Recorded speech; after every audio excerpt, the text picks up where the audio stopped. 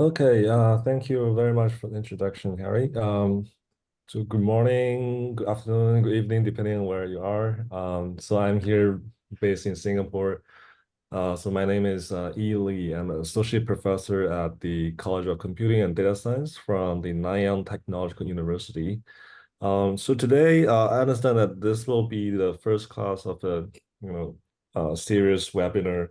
So my first class is really to give you a technical perspective, introduction to blockchain and smart contract technologies. These emerging technology really have a lot of potential, in Web3 industry and related fields. So here I just want to give you this basic overview so that it builds up some foundations for you to attend the classes in a series. Okay, so a bit more about myself. Here is a brief history of myself. So I came to Singapore in 2007, and I did my undergrad in National University of Singapore in computer science. And then after that, I moved to Canada and spent about 6 to 7 years there and finished my master and PhD also in computer science. So as you can see, I'm really a technical person. So this class will also, um, a bit technical oriented, but I will try to make it, easy to understand with a lot of illustration and some discussions. Okay, so I joined NTU since 2018.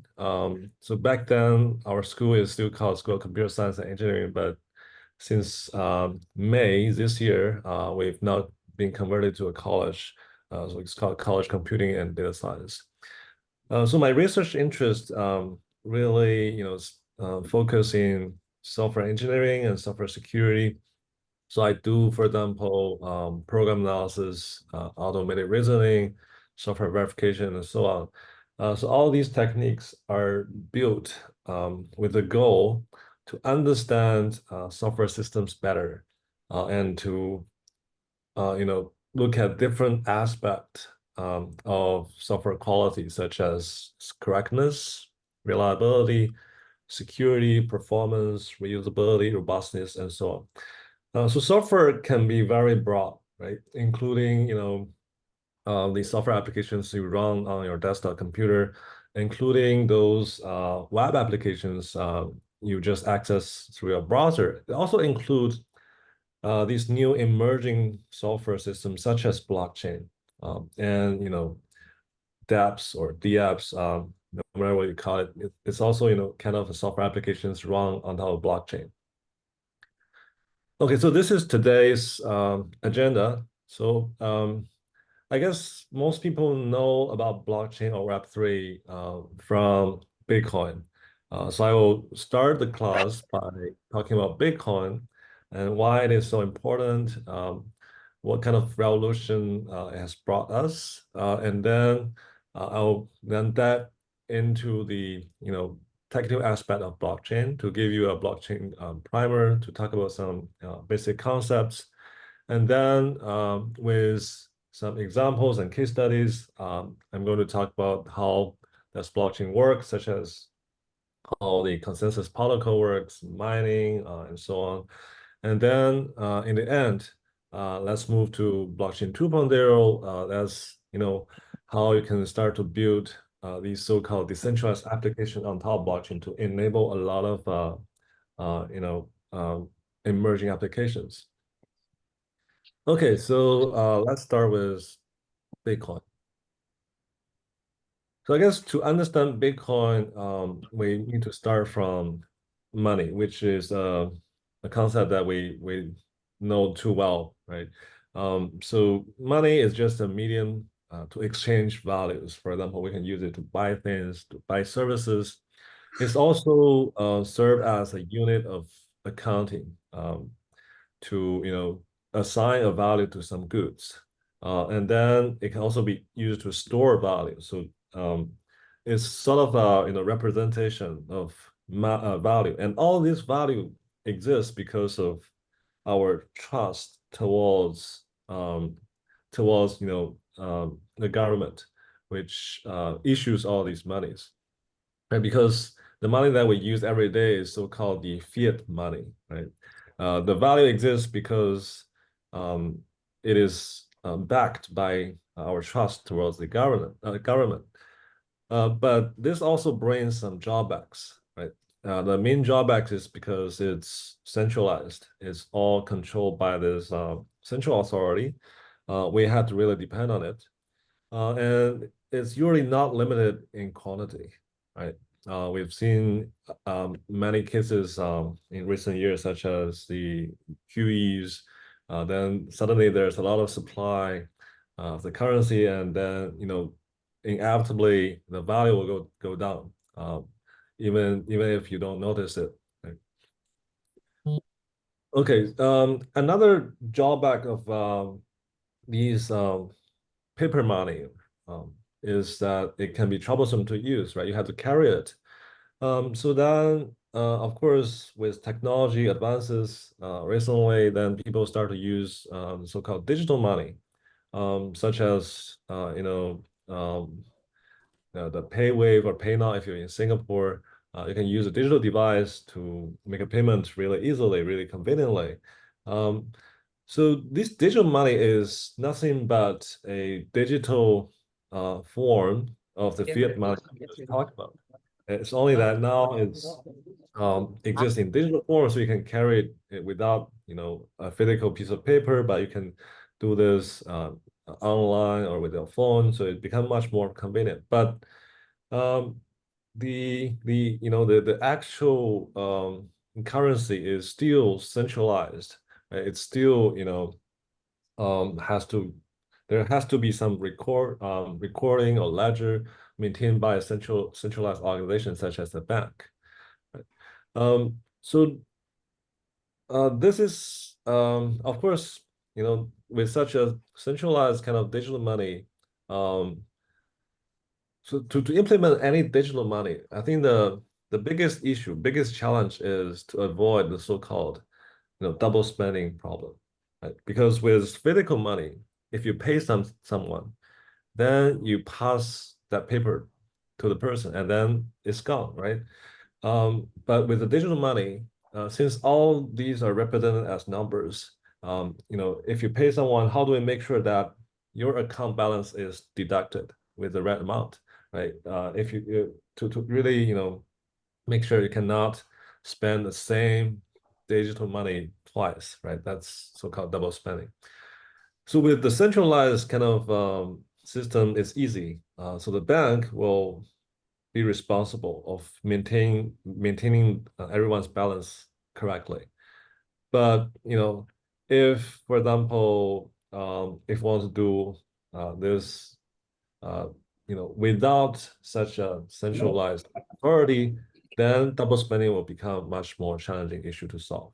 Later we'll get into that. Okay, so Bitcoin appeared first time really in 2008. It was announced in this white paper called Bitcoin, a peer-to-peer electronic cash system by the author called Satoshi Nakamoto. But really, even at this point, we don't really know whether this is a real person or it's just like an alias to a hidden organization. But no matter what, it has made a very significant impact to how we see money and how we see digital money and how we see the kind of decentralized system for money, right? So Bitcoin is really the first kind of practical system that implement this decentralized digital money, meaning that it is not really controlled by a centralized authority. And at the same time, it solves the problem of double spending, right? Without need for a central authority. Okay, some quick facts about Bitcoin, right? If you want to use Bitcoin these days, I think it's pretty easy, right? You just need to download like an app on your phone, and then you just register with accounts. Then you get this so-called Bitcoin address. This address serves as like your wallet. Then you can, make some deposit, you can do exchanges with people. You can see all your transaction histories. So Bitcoin is the first decentralized digital currency. Is digital coin that you can send over through a network, through the internet. So you can pay very easily globally as long as your receiver also using Bitcoin and they're connected to the internet, right? So the geographic boundary is suddenly gone, and it's stored in a digital form in something so-called a digital wallet. It's just, later we'll talk about, it's just an address, a bunch of a string of numbers. So it's easy to get, and it's also sort of anonymous because people don't really see your name or your identity. They just see this address, and then they can save you money. Okay, so if you compare Bitcoin with the current traditional banking system,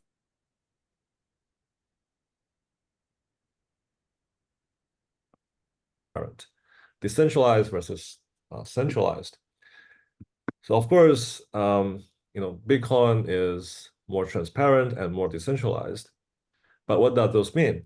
So in a centralized ledger, such as our current banking system, so all the transaction has to go through this centralized ledger. So there's a central record of every transaction happening. So then there must be some, bookkeeper, which is our banks. So if you, in this system, if you want to buy something, you want to pay someone, so this is what's going to happen. So so Bob wants to sell Alice a computer. And then Alice will need to make a payment to Bob, right? This big payment has to go through the central, the bank, right? The central authority. And then the bank, for example, will deduct the amount of money from Alice's account and then increase Bob's account. And then everything will be fine. Right? And then in a decentralized system, there's not a central copy of the transaction ledger. There will be, multiple copies distributed over the network. Then everyone can get a copy of it, and everyone can verify the content of it to make sure all the transaction goes correctly. Then in such a system, since there's so many different copies, right? The big challenge will be how do we maintain the consistency among all these copies, right? We'll get into that later as well. So, but now let's think in this new system, which is decentralized. Again, Alice wants to buy something from Bob. And to make the payment, there's not a bank that you can talk to, right? There's a large network of, decentralized nodes, which all maintain these copies of ledgers. And then you make a request. And then the whole network has to decide, right, whether this transaction can go through, and then they agree on it, and then they finalize it. And once it is finalized, then Bob will confirm and then, deliver the goods and so on. Okay, so what's the benefit? What's the benefit of switching to this decentralized system, right? We must understand there are a bunch of problems with the centralized monetary system. So corruption, mismanagement, and centralized control, right? We see a lot of these cases happening in the history, such as the one you might remember, the Indian government, announced that 500, 1,000 rupee notes, it's just abolished like overnight, right? Then you have to really convert all these somehow to preserve your asset. So there's a number of drawbacks that you can think of with a very centralized control. We have to really trust that they will do the right thing to really put our values into it. So if we do a quick comparison between the centralized and decentralized um, currency systems, so here are some drawbacks such as bookkeeper fee. Right, since the centralized authority needs to do this bookkeeping, so there must be some cost. Then this bookkeeping fee has to come from somewhere, right?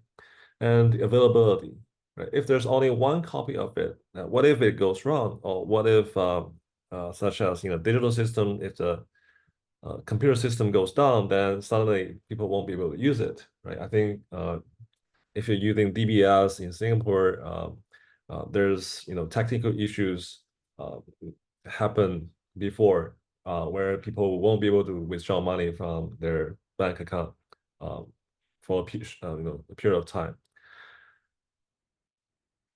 And if we look at a decentralized system, here are some benefits.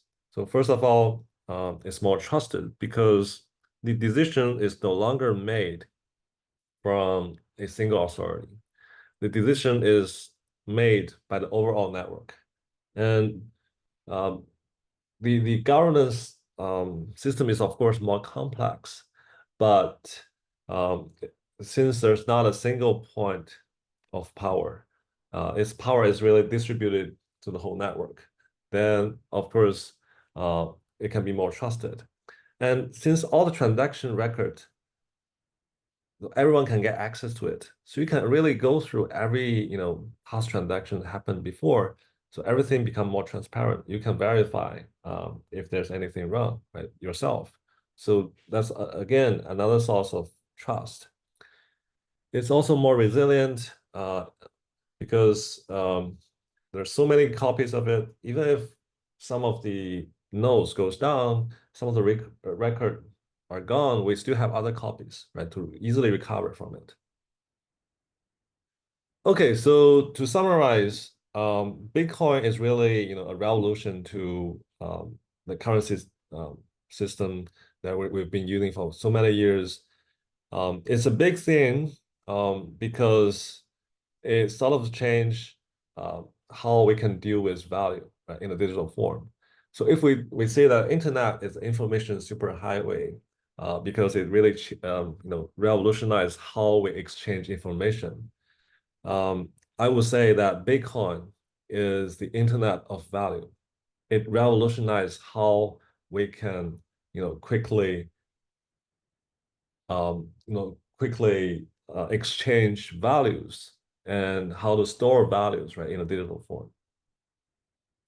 Okay, so that's a quick introduction to Bitcoin, but really in this class, I also want to dive deep into some technical background, so which is the infrastructure, technical infrastructure behind Bitcoin, which is called blockchain.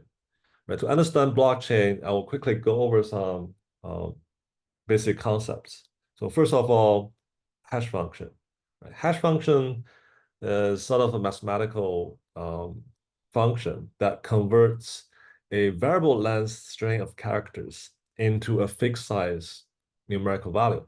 Right? For example, if the input is Fox, right? I just send this to a hash function, and then it can output a hash sum, which again, is a bunch of characters or numbers, but no matter how long your input is, the output is always fixed size, right? They all look the same length. Another good property of it is, if you just make a very simple change to your input, the output will still look, will look completely different. For example, here, I just changed rounds to walks. The input look quite similar, but the output can, there's no relation between the outputs. And if we add something more into it, this will become so-called a crypto hash function. So the crypto hash function also has an additional property, which is it becomes a one-way function. So that means it's very easy to move from left to right, but it's very, very challenging to try to revert from the right to left. So given any inputs, I can quickly, in milliseconds, I can compute the output. But just seeing the output, if you want to guess what the input is, where it comes from, it is very, very challenging. There's no practical solution, and there's no efficient solution to this.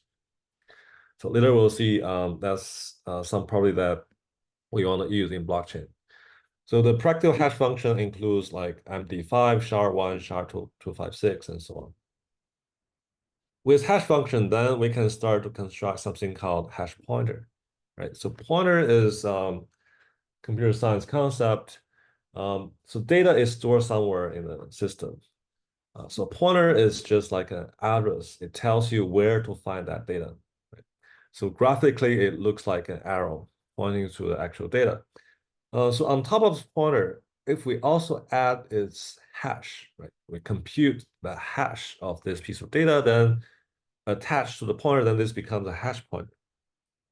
So hash pointer allows you not only to retrieve the data, it also helps you to validate the integrity of the data. So integrity means you will be able to verify whether the data has been tampered or not. Right? If someone make a change somewhere in this data can be a huge volume. Even if someone made a small change somewhere in the middle, I can quickly verify this by recompute its hash. I just need to compare this hash and the original hash. If they're different, that means the data has changed, right? So this is a way to help you to make sure that whatever you stored is untouched. Okay, then if we link these bunch of hash pointers together, then this will form a blockchain. Right? That's where the name of the blockchain comes from. So each of the piece of data, we call it a block. Right? So here we show 3 blocks. There's a block n, and the previous block of block n is called block n minus 1, and the next is called block n plus 1. And then there's a header hitch here, which points to the latest block n plus 1. So each of these arrows are hash pointers. So that means, from the header, I can easily find block n plus 1. And since within block n plus 1, there's also a hash pointer, which points to the previous block. So you can also go back to block n from here. And then after you get to block n, you can, then go back to block n minus 1 from here. 对啊，他讲这种论文，比特币的这种原理。Okay, and with such a structure, right, it provides some nice properties. So first of all, it's security, right? So we say that the blocks are more secure as you go further back in the chain, right? The reason is, so here security means, the ability to maintain the integrity of our data, right? Let's suppose, some adversaries modify the data in block n minus 1. Then something will happen because there will be inconsistency that we can detect through the hash pointer. So the hash pointer here in block n will no longer match with the data here in block n minus 1. So in order to make it consistent, make it undetected, then the attacker or adversary will also need to modify block n, right? To modify at least this hash pointer here. And then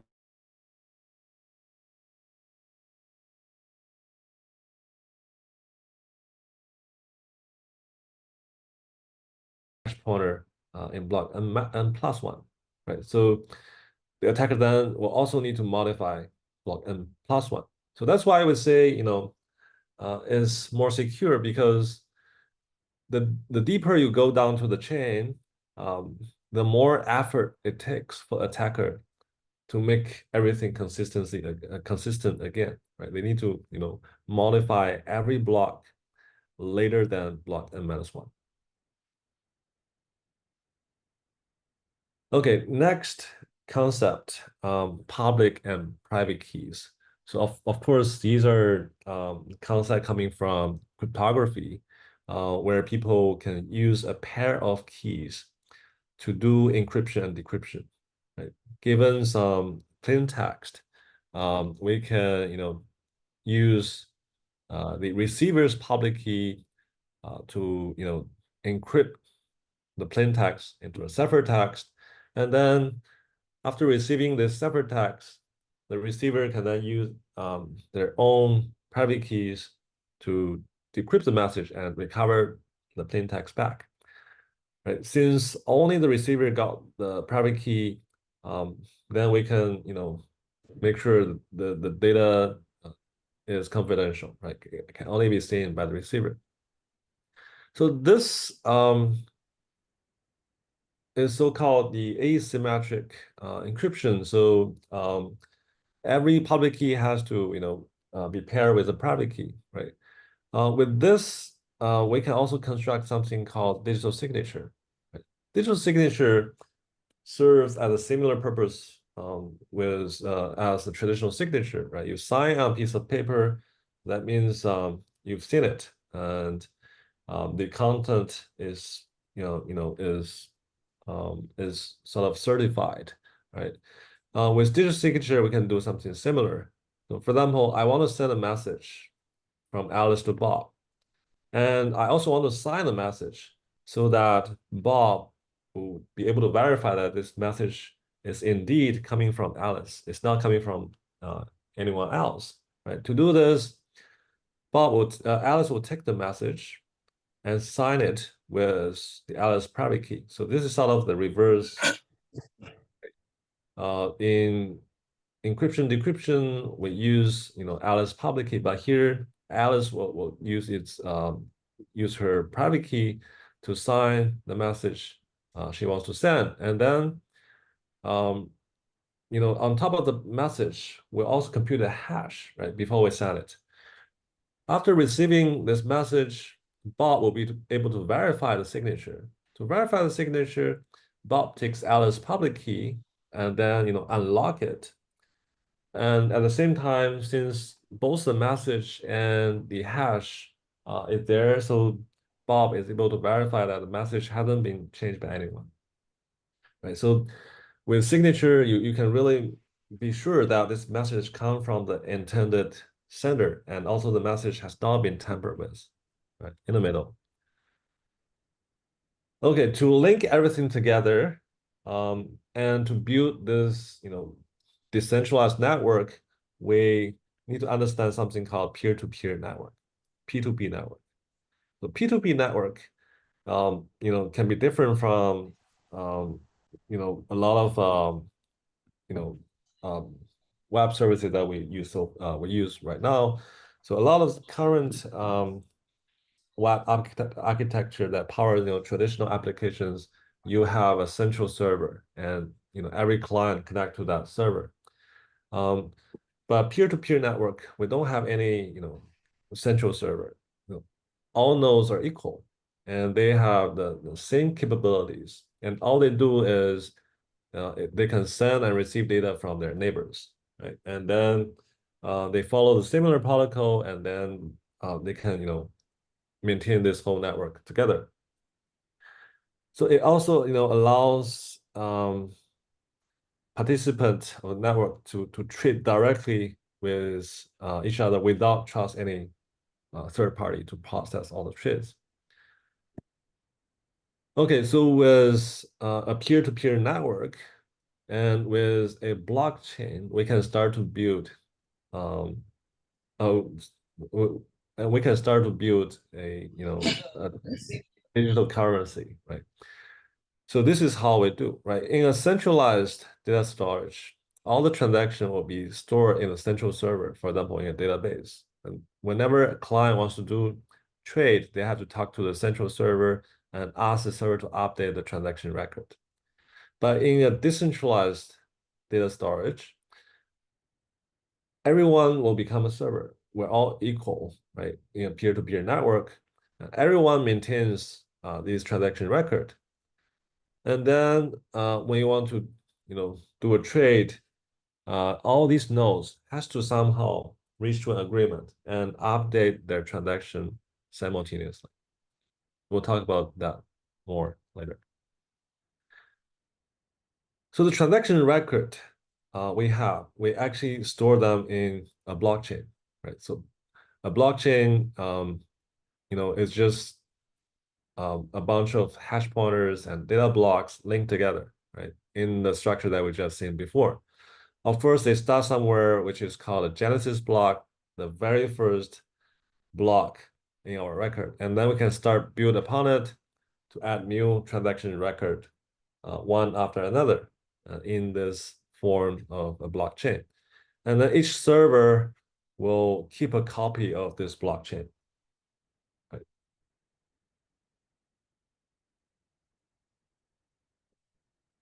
Okay, so those are the basic concept required, right, to understand how blockchain works. So now let's get into the answer to this question. So to answer this question, I just want to use a few case studies.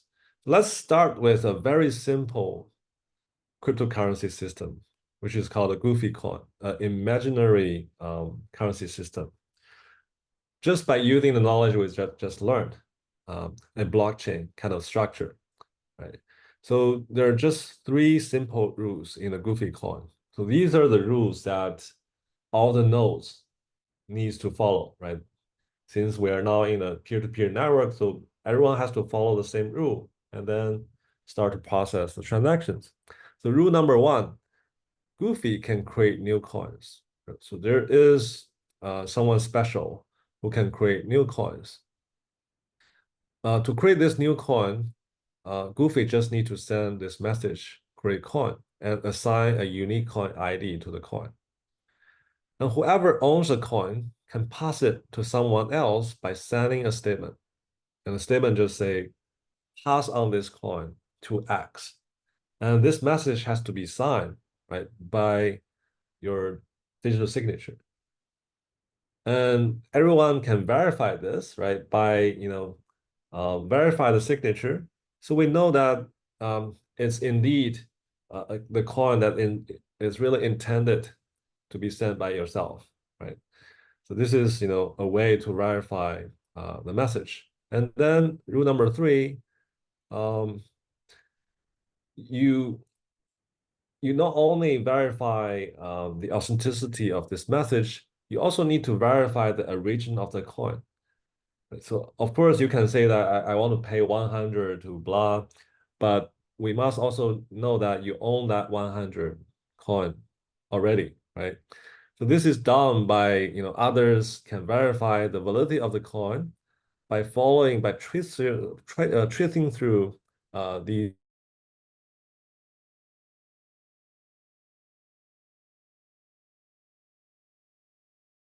to Bob, a coin. And then we can verify that this coin, indeed comes from Goofy, right? Because there's another message before that says Goofy is paying that coin to Alice. And then this can also be traced back to the original coin creation, which is signed by Goofy. And since Goofy is the only person who can create a coin, and at this point we can already verify that the origin of this Goofy coin is authentic, right? So everyone can verify this, and if everyone believes that your coin is really authentic and it's really your intention to pay this to Bob, then this transaction will be approved. Okay, but there's also a huge issue with this system, which is double spending. Right? Double spending is possible in this system, but can you think of a case? So here I just tell you directly. So double spending happens when Goofy pays the same coin to two persons. So this coin is already paid to Alice, but Goofy also signed another statement and pay this coin to Bob. And then Bob will also spend this by sending it to someone else, right? If we just verify the origin of the coin, that chain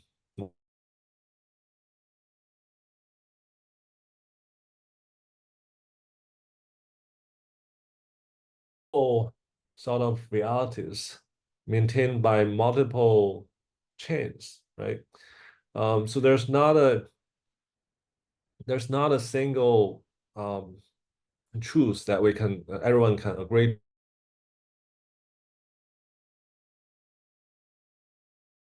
has happened. So to solve this issue, we have to force everyone to just agree on a single chain, a single reality, right, to avoid this problem. So to solve this double spending problem,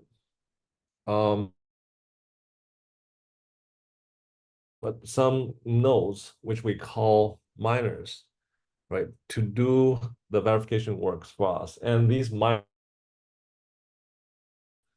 agree on a single sort of reality globally.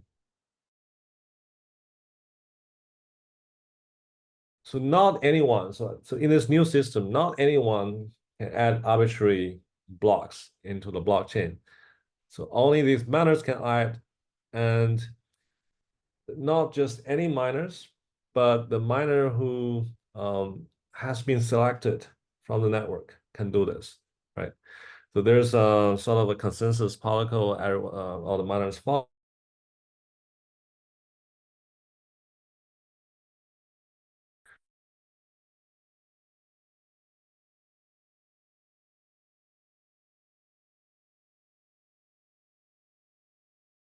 Consensus protocol. The proof of work might be the most well-known one, and it's also the one used in the Bitcoin network. So it's a mechanism to help all these miners to reach consensus on the next state of the blockchain, right? Who gets to add a new block and what will be the content of the block. So proof of work, or POW, requires the nodes to demonstrate they have effort, right? In order to win the right to create the next block, right? The effort spent is really, measured by CPU cycles. So in reality, we'll come up with, a piece of data that was difficult to produce. And this data has to satisfy some, mathematical conditions. So you cannot easily, guess it. You have to really, spend your CPU cycles to it so that you can solve this puzzle. But at the same time, it must be trivial to check that this effort has been spent, right? So we can check, easily verify the data produced by a particular miner satisfy those requirements. So Hashcash is one of the algorithms used to do this. So mining is also the process. The so-called mining is this process where this data is really produced, right? So in proof of work, miner works really hard to try to find something called a nonce. And this nonce has to be added to the new block, right? So that the whole block satisfies certain condition, right? So in particular, the miner has to find this nonce so that the new block n+1, the hash of this block has to, start with a bunch of zeros, for example. Right? So there's no easy way to guess this nonce. What the miner has to do is to try different nonce. For example, I try 5 and see if it to see if the hash satisfy this condition. If it doesn't work, I try 8 and then do this again. So they have to try this, repeat, and again until they find the correct nonce, right? So this is sort of a proof of work process that satisfy our previous requirement. Okay, so quickly, let's say if we want to build a blockchain to store some student grades. And let's see how proof of work will work in this case. right? So the student grades will be maintained by a number of faculty nodes. All these faculties will work as miners, and they have to process student grade and agree on it before the grade can be added to our blockchain. And the student can really hide their identity. So this sort of provides some privacies. So student can just review their public key and then keep their private key secret. So in this way, other student won't be able to see your grade, but since you have your own private key, you can unlock your grade by doing some encryption decryptions. Okay, so let's say we have 3 grade records. Each of the block contains 1 grade record. So the record says which course, which student, and what is the grade. Right? So now these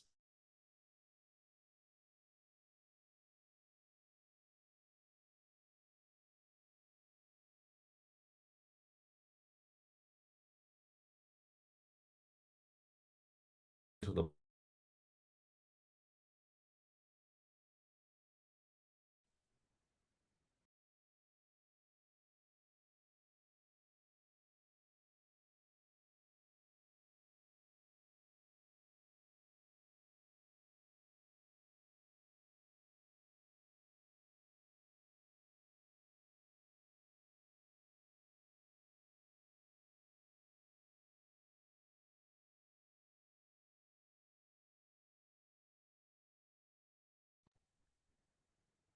okay, there was a bit of a network issue. I hope you can see me now. Yes, yeah, but I think probably we lost you maybe like for a minute. Oh, okay, Yeah. sorry about that. Yeah. So maybe I'll go back to here. So is this where it stopped? Can you share your screen? Yeah. Yeah, I think the screen share got turned off when you got disconnected. If you want to share screen again. Oh, okay. It is Yeah, perfect. it is where it stopped. Yeah, I think can you repeat this slide on the proof of work? Yeah. Oh, okay. Sorry about that. Yeah. Okay, so getting back to proof of work. So proof of work is this part of this consensus protocol that help all the miners to agree on who get to add the new block next. So there's some mathematical requirements the miner has to satisfy. So miner has to come up with this nonce here. So nonce is a part of the new block so that the whole new block meets a certain requirement.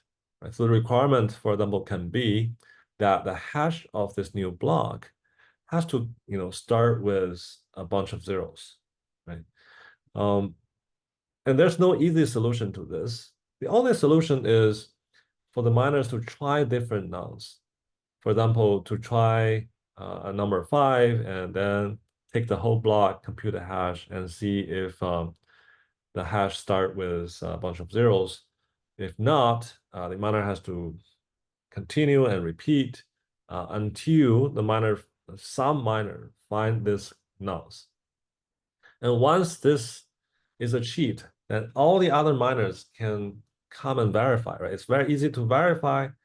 They just take this nonce and a new block and compute a hash and see if this requirement is met or not. So the verification is very easy.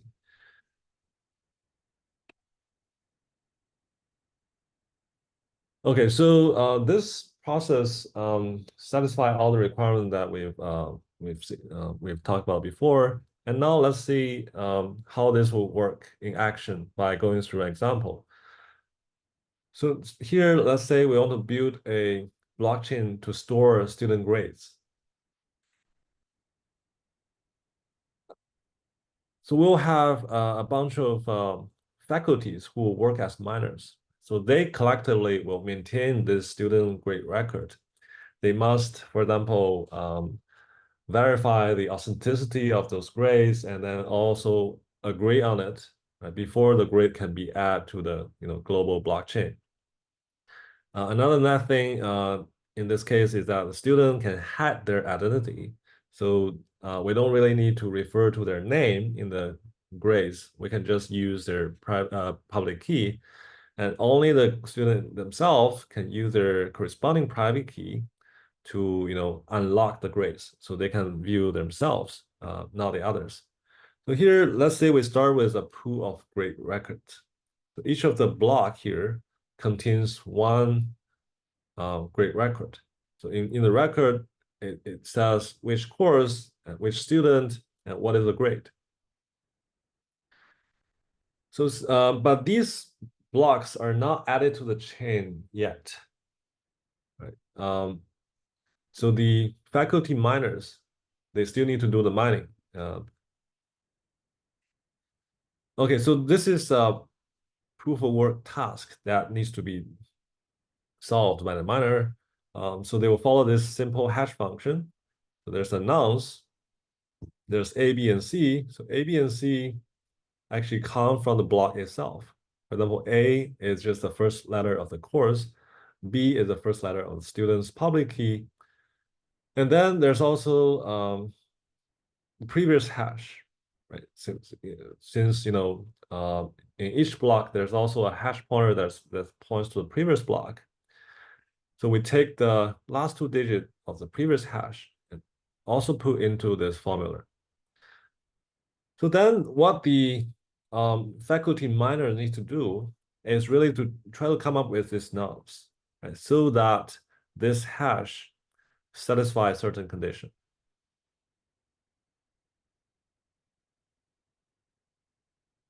So the condition is that this hash has to be divisible by 3. Right? So each faculty miners will need to do some trial and errors. For example, the nonce can be 1, 2, or 3, and add everything together. The final hash has to be divisible by 3. So of course, this is a very simple task. Each miner will need to try at most 3 times to be able to find the nonce. Okay, so let's say we start from this first block 1, and we want to add this to our chain. Then these are the course name, student, public key, and a grade. We follow this formula here. And since the previous hash is 212, in order to compute a hash that is divisible by 3, the miner will pick the nonce 1, right? You can verify that if you follow all these formulas, you get 204, which is divisible by 3. And then one of the faculty miner may be the first to come up with this nonce, and they will just broadcast this to the network, and everyone else, all the other miners can verify, and if they agree, then this record will be allowed to be added to the blockchain. So this is the first block. And the first miner who managed to get this nonce will also receive a reward. So this provides them some incentives to do this. And next record, engineering 300, will follow the same process. Like another miner might also come with a nonce, which is again accidentally 1, and the hash in the end was 198, which is also divisible by 3, and this will be allowed to add to the blockchain as well. Okay, so following this protocol, we can add all the records to the blockchain in this order. The nice thing about this blockchain is, it maintains sort of this immutability. So let's say one of the students wants to change their grade. But after changing this grade, the hash of the next grade will no longer match, right? So the previous hash stored in the next grade, which is 4, will no longer match with the hash of this block. So originally it's 204, but if you modify this f to some other grade, it won't be 204, and it won't match with this previous hash 4, right? Because we take the last 2 digits of the previous hash. And if you want to also modify this previous hash here, you also need to modify this hash here, 198, right? So there's a bunch of things you need to modify. And since all this modification has to be agreed upon by all the faculty nodes, so it becomes really, really challenging. If the chain becomes long enough, basically we can, be sure that there's no unauthorized modification that you can do. Okay, but of course, there's some problem we can think about. Right? Is it really a good idea to store student grades on blockchain? The answer is probably not, because there's, student grade is, originally coming from a central authority. Just by storing them in a decentralized network won't change much, right? So probably in that case, university, is well off just maintaining in a centralized database.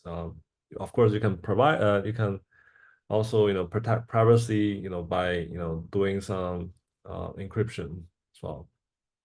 Okay, so there's a bunch of other things that we need to consider in practice. So just now we just look at, the very theoretical kind of blockchain network. But in reality, there's also mining difficulties. So in the Bitcoin network, it has something, some property that is very nice. So it is self-adjusting, because the mining, the miners network can fluctuate, right? Sometimes there's a lot of miners who join and all try to compete and solve the next block.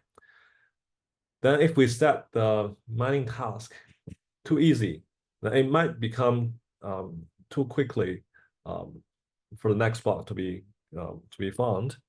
But the Bitcoin network wants to maintain a steady pace for the new blocks to be added in.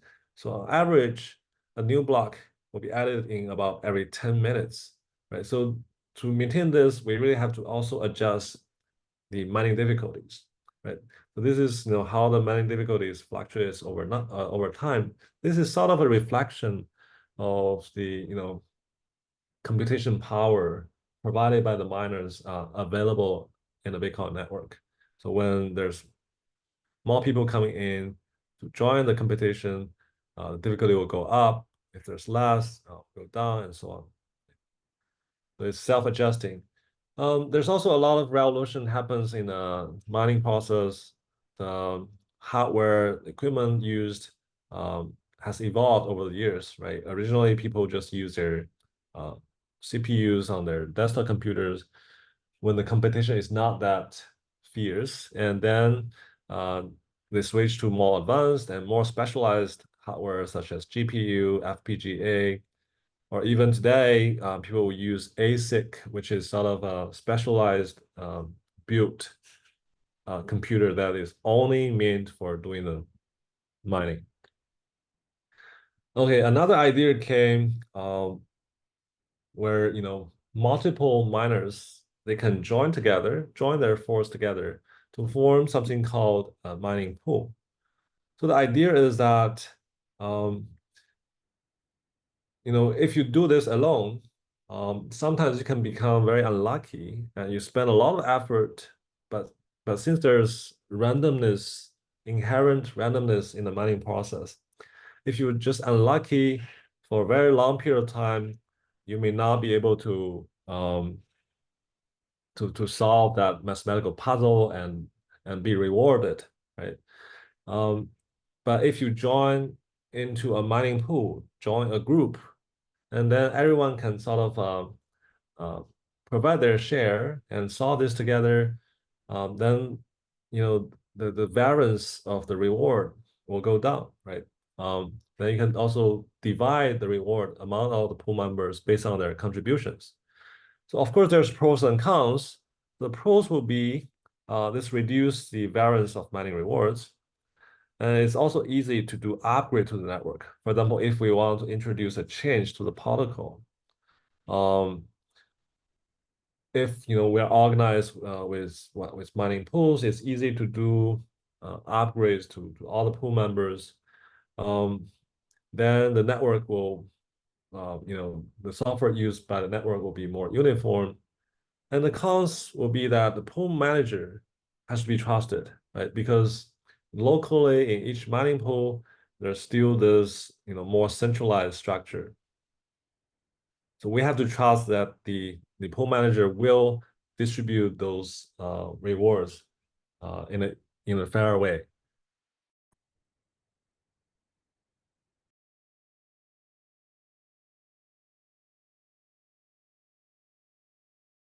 There are a bunch of big pools who has owned a significant amount of mining power of the network.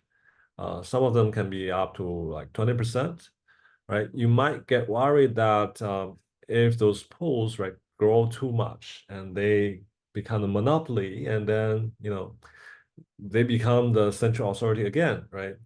Of course, that's a potential thing that can happen, but there's also some economic incentives will advance them against such monopoly, because at any point, if the mining the whole network is one of the mining pool becomes too big and take more than half of the network, then the whole network will no longer be trusted, and then the participant will go down, people will move out, and this is also against the economic incentive of those mining pools. Okay, so to join the Bitcoin mining business, we must start to also think about the economy, right? To think about money, profits, and so on. So is Bitcoin mining profitable? We need to think about many things, right? First is the reward, right? Because as a miner, if you get to mine the next block, you will be rewarded a number of Bitcoins, right? So depending on the Bitcoin price, right, the reward can go up and go down. So this this is maybe already outdated. So about every 4 years, the reward can be decreased by half, right? So it used to be 6.25, but just recently it just became down to 3.125. So you need to think about your reward, and you need to think about the competition. You need to think about the cost, which is the electricity, the power consumption. If you join a mining pool, there's maybe also some fees you need to pay to the pool, and so on. Okay, there's also a lot of discussions over proof of work, right? Since we need to invest in a lot of effort, which is, the electricity, the equipment you pay, and it also, very costly, not just based on individuals, but also for the whole society, right? Since all these mathematical computations are meaningless except for the purpose of the Bitcoin ledger maintenance. So this energy, are not really, doing, other social good apart from the Bitcoin network itself. So there's a lot of debate over proof of work, whether this is good or not. Luckily, there's other alternatives, such as proof of stake, proof of space, measure of trust, and so on. Right? Proof of stake has attracted more attention recently. So I just want to briefly explain it as well. So proof of stake can be thought of as a virtual kind of mining, right? So since to do mining, you have to take, the reward you earn, you translate that into money, traditional money, and then buy those equipment and buy your electricity to power your mining, and solve those puzzles, in the hope to, earn some new reward in the form of Bitcoin. So let's imagine a case where, everyone in the world are spending Bitcoin to buy things.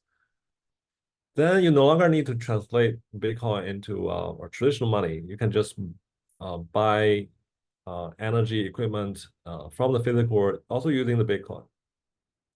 If that's the case, then there's no point, right, to do this mining at all, right? We can just get rid of this, because since the more equipment you have, the better the equipment you have, the mining better, the more computation power you have, the higher the chance you have to get the next reward. So we can just get rid of the whole, physical part and just do this mining virtually. So that means the more Bitcoin you earn, then the higher the chance you have to win the next block. Then we can just get rid of the whole physical part and to do this virtually. So that is just, translated to proof of stake, which means the more coin you have, then you will have the higher chance to be the next miner who write the new block, right? So this concept has been adopted by many popular blockchains such as Ethereum, Algorand, and so on, as an alternative to POW. So of course, again, there's pros and cons. We won't get into some detail. We won't get into details here. Okay, so speaking of alternatives, there's also, other alternative coins apart from blockchain. They are, based on a similar concept of, decentralized network, but they each introduce, some new designs, some alternative structures. Some of them are very successful. Some of them may not be so successful. And there's also, exchange market for them to be exchanged. So some examples like Litecoin. So there's so many of them. Thousands of them in total. You can look up them, in some exchange market, and their values also fluctuate. It's like stock market, right? More popular your blockchain is, the price will also, likely to go up. Okay, so apart from cryptocurrencies, I want to get back down to the technology itself, the blockchain technology itself, right? So blockchain is not only to support currencies, it can also use to support many other things, because, in the end, it's a very nice way to record data, right? Without and record data in a trustworthy way, without any central authorities. But there can also be, some trade-off between efficiency and centralization. So that's why there are, different type of blockchain. There's public blockchain, private blockchain, and consortium blockchain. So public blockchain, one example is Bitcoin. Since, any cryptocurrency, if you want to, make sure that everyone can use it to do exchanges, then you have to make it public. So public means, anyone can run a node, and anyone can join the mining, and anyone can make transaction and so on. But of course, the downside is efficiency, because you need everyone to also agree on the record. So there's private blockchain, which is restricted to a private organization. So eventually, it's still controlled by the organization, but within the organization, many transaction or many data record can be moved to the blockchain, so to be maintained by multiple members from the organization. So this is still provide some properties such as getting rid of a single point of failure, right? There's examples such as REPL, multi-chain, Corda, and so on. And then consortium chain is sort of somewhere in the middle. It's also known as the federated blockchain. Is controlled by a set of pre-selected nodes. It usually applies to a scenario where you have multiple organizations.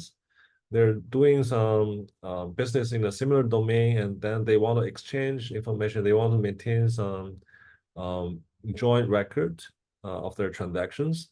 Then they can come together to come up with a consortium chain. For examples such as R3 and Hyperledger. Okay, so that's pretty much about the blockchain I want to talk about. And next, I want to briefly mention the decentralized applications that we can build on top of blockchain. And this is also known as blockchain 2.0. So Ethereum, which I've already mentioned before, so it's probably the second most popular platform, and not just it's not just a cryptocurrency. The bad thing is that you can really build your own applications on top of it, right? And these applications are called decentralized applications. And a lot of the Web3 innovations are happening on this platform. So it was first proposed in 2013, and brought to life in 2014 by Vitalik Buterin. So the goal is to have a decentralized internet.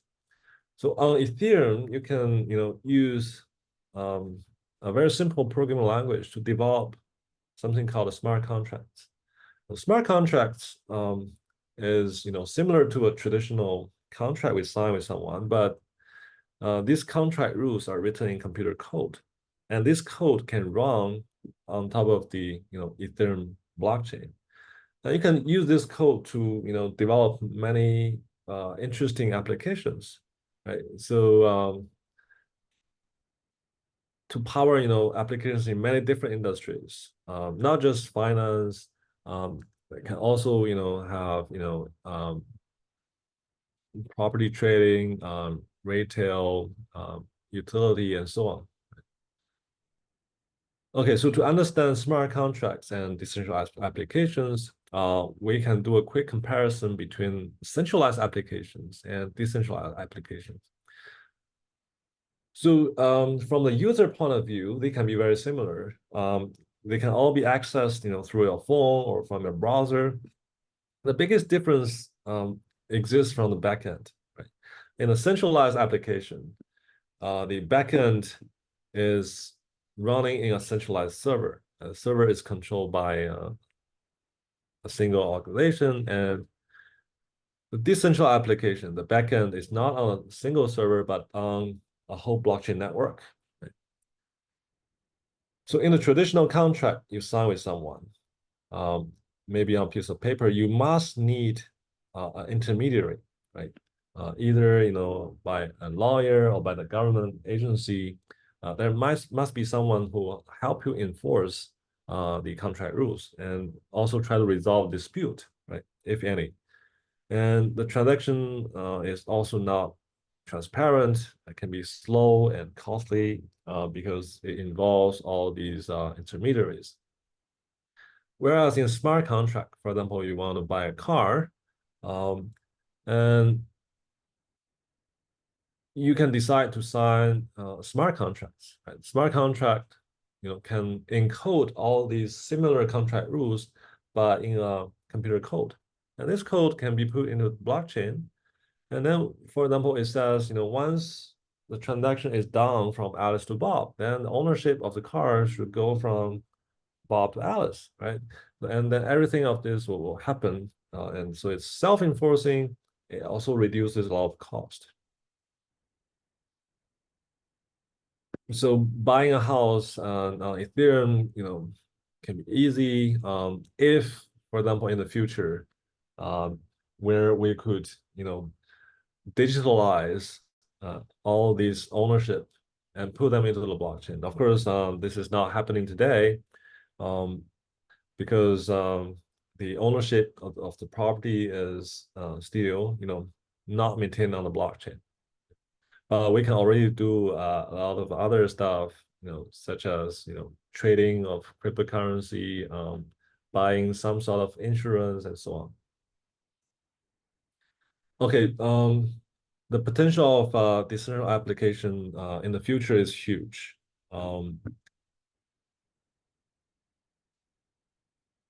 So decentralized finance is probably the most hot area, and it's most of the Web3 innovation happening today. I don't need to mention about the market size and number of wallets, but what I'm more looking forward to, right, in the future, maybe in the next 10 years or even longer, is to be able to revolutionize other traditional sectors such as energy supply chain, right? For example, energy trading. I see a lot of potential because nowadays people start to no longer be energy consumer. They can also be a producer at the same time. For example, you install some solar panels on top of your roof, they can produce energy, and sometimes there might be a surplus, right? You won't be able to use or energy, then you can sell it to your neighbors, right? Instead of going through a centralized power grid where the cost is higher, if we are able to enable this sort of peer-to-peer exchange of electricity, then it can reduce the overall transaction cost. Supply chain is another very hot area where blockchain technology is put a lot of attention to. So if all the goods and all the funds can be traced together in the same chain, and there's more visibility, more traceability across border, financing, contracting, and so on. So I see a lot of potential there. Okay, so on the last note, I want to finish with this metaphor. I think between the telecom technology and the blockchain, right? So in the telecom industry, the core tech is sort of how you transmit data, and then the generation one is you can build some specialized applications such as telephone, SMS. And then the next generation platform is to enable everyone to contribute. Anyone can develop their own applications, such as the smartphone these days, right? So on the blockchain, in the blockchain space, similar things happen. So the core technology is the blockchain itself, right? It's nothing but a number of blocks linked by those hash pointers. And it's nothing but some consensus protocol that helps everyone to agree on the same chain, same reality. And then the generation one is some specialized applications such as crypto.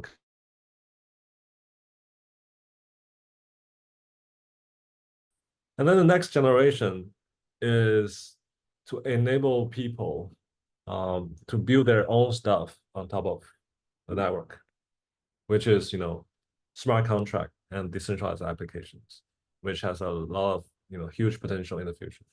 Okay, that's all I want to talk about, and thank you for your attention. If you have any questions, I'm happy to take them. Thanks. Awesome. A quick round of applause for Professor Li for joining.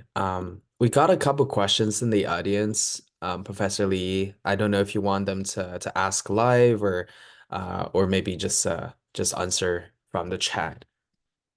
It's already some questions from the chat. Yeah, we can read it out and I'll try to address it. Yeah, feel free to, if you want to read this out yourself, feel free to just unmute. Otherwise, I can do it for you as well. I think first question is from Zheng Shuangyue, if you'd like to go. I'm happy to do it for you as well. I can read it out loud then. Yeah, what is the behavior if one block contains multiple transactions? How does it compute and verify? Oh, okay. Yeah, that's a very good question. We didn't have time to get into details within the block. So as you mentioned, yeah, within one block, it contains not just one transaction, it contains multiple transactions. And these transactions are usually stored in a data structure called a Merkle tree, right? It's storing a tree structure, and then the nice thing about that is we don't really need to go through every transaction all the time. A lot of the miners, they just need to look at the root of that Merkle tree. Merkle tree is sort of similar to blockchain because it provides this tamper-evident property. So if you make a simple change in one of the transactions, it's easy to see it reflected on the root of the tree. So yeah, in order to verify the correctness of the transactions, of course, there must be some nodes who need to verify each transaction one by one. We need to look at, all the input to the transaction. It's like sort of like the Goofy chain, right? You need to know that the input of the transaction, those coins, they really come from some existing blocks. So they're also legit, right? These coins are legit. And then output of the chain is where the coins are sent to. They're going to the right person, right? So you need to verify those. It's similar to what we see in the Goofy chain. Right? So once you know all the transactions in the blocks are legit, and then you can then compute a hash of the whole block and then find the nonce and so on, and before you add to the blockchain. Awesome, thank you. Next question come from Tendro Timisala. Tendro asked about blockchain / Bitcoin / Ethereum got their place. How about AI where it suits? Because nowadays is AI trending. Okay. Yeah, definitely AI is very hot today. But we don't really see much application of AI in blockchain because as you can see, the infrastructure itself is really based on math, based on a lot of cryptography, based on the understanding of distributed systems and so on. But we start to see some application of blockchain for AI, right? For example, AI models. People developed if they want to sell it, right? So this some people have tried to put the AI models onto the blockchain and then use blockchain as a platform for trading. Since blockchain, reduce the cost of trading and also is the exchange is easily verified. You can sort of build a marketplace using smart contracts and then sell AI models and so on. Yeah. Thank you.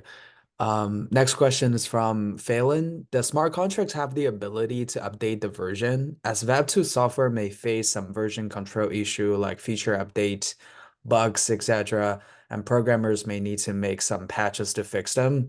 How does it work in dApps?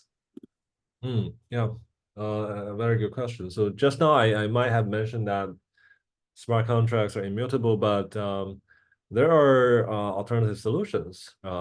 There exists a lot of upgradable smart contract framework.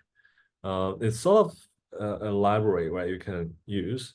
So how it works is that there's a proxy contract, right, which link to some real implementations.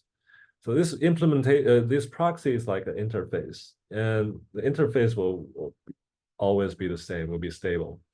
but the implementation of those API or functions can change, right, depending on your need. So if you really want to upgrade, you just need to abandon the old contract and you deploy a new one and just then link the proxy to the new one. So that's the most popular kind of architecture to support upgradable smart contract these days. So it's possible.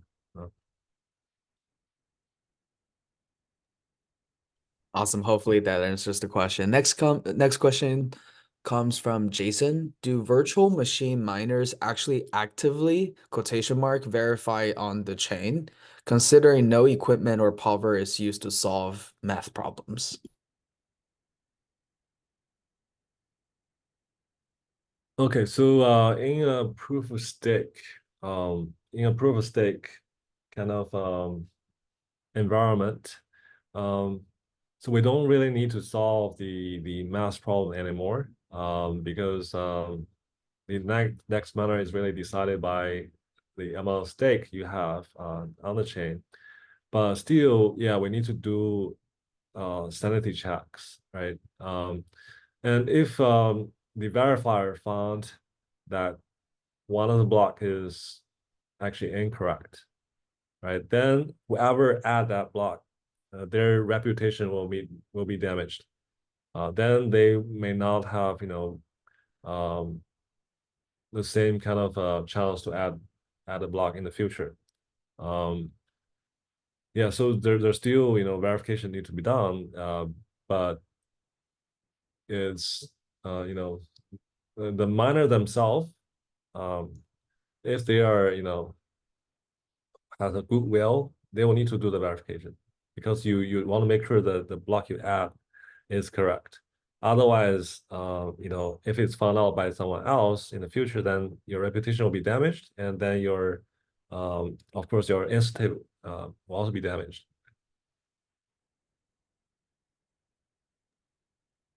Awesome. Thank you, Professor Lee. I think we have time for maybe one or two more questions. If you would like to unmute, feel free to do that, or feel free to type in the chat.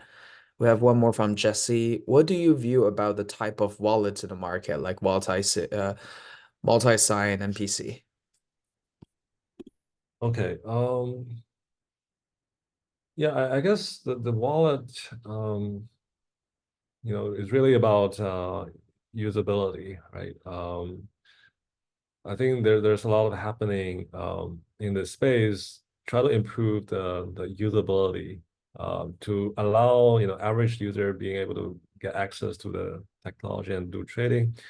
But I haven't been, you know, following closely with all the new technologies recently. Of course, you know, multi-sign, I think it's very very good, could, you know, be the future, but yeah, I don't have, you know, much to say in this since I've not been, you know, following closely in the most recent advances.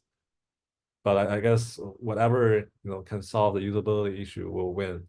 Yeah, in the future.